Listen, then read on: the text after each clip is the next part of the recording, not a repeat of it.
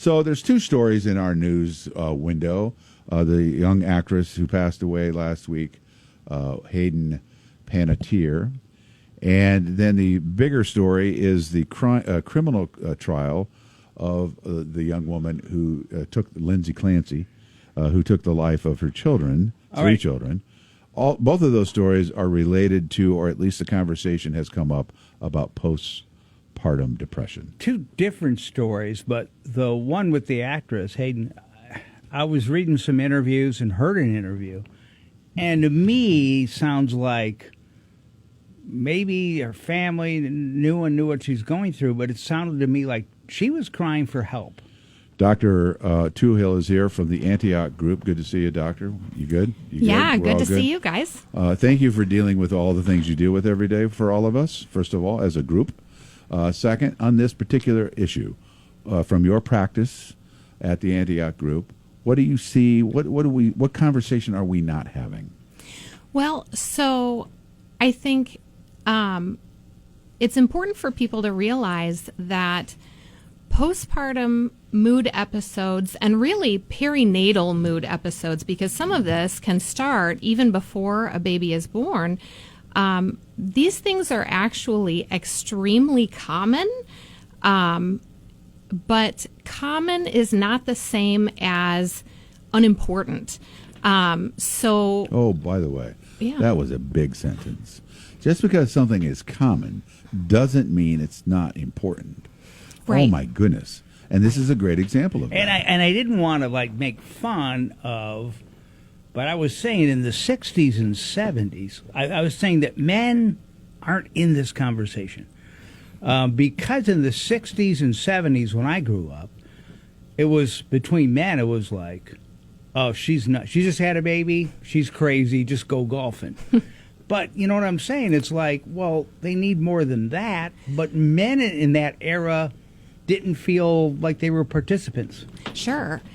I think a lot of guys and women, and even to a certain degree doctors, were not necessarily equipped with the information that would help them support women along the way. And it's only more recently that it is starting to get more attention. And people are realizing, again, not only is this something that can start before baby, it can emerge at any point in the first year after a baby is born, and it's also a spectrum of different forms of mental illness. So people are most familiar with the depression side, but there is also a portion of women who can experience postpartum OCD, postpartum trauma symptoms, and then what has most recently been in the news, this postpartum psychosis or bipolar mood episodes. So when you see a patient who comes to you and maybe suspects something along this spectrum, certainly, but doesn't quite understand what's going on, but then you ask all the pertinent questions, you realize they recently had a baby, blah, blah, blah. Is there a diagnosis? I mean, do you as a professional, Dr. Toohill, you go, ma'am, you have this. Do you say those words? Yes. Okay. Yes. Because so often women will dismiss their own symptoms, or sometimes even people in their lives have kind of said, oh, it's just baby blues. Oh, that's just adjustment. Blues. Yeah, that's kind of the old way of looking at it. Right. Or, oh, that's just an anxious new mom.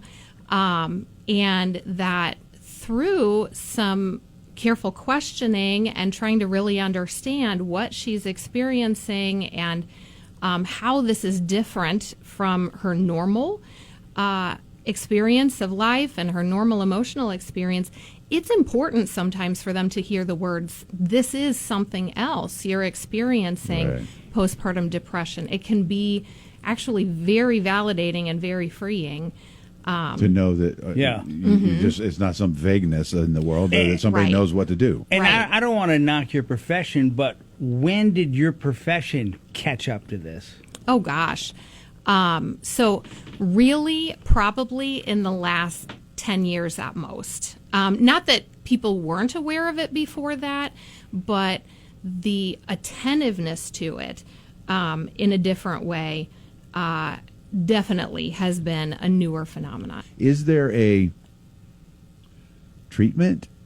I don't know how to say that. Yes. What is it? Absolutely. And that's another thing I would absolutely want people to know is that these things are supremely treatable, and the sooner that you catch them, the less they are able to get dug in a person, and the less shame gets built around them, which then is another layer to treatment. So treatment typically involves a combination of counseling, sometimes medication, increasing social supports, protecting sleep, because that is critical. Talk to me about that real quick. Yeah. About sleep.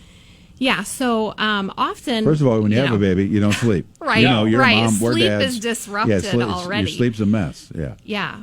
And we're talking about awareness because of that. It's not just the dad, new father. It's the family. Like, hey, someone's got to watch the kid. She can't sleep. Right, Yeah. right. And so that is a very common piece that, yes, sleep is disrupted with a new baby and even again into early childhood. However, one of the questions is, okay, when that mother gets an opportunity to sleep, can she? Or can she not settle her mind down? Can she not settle her body down? Is she experiencing elevated energy when there's nothing to suggest that she should? Wow. So that happens too? Yes. You just get like hyperactive almost in that way? Yes. Wow. And the more that a person's not sleeping, again, the more severe their symptoms can become. Yeah. And it was interesting, you did say, and partly medication, because the actress Panettiere, she was all over drugs. Maybe she was looking for something.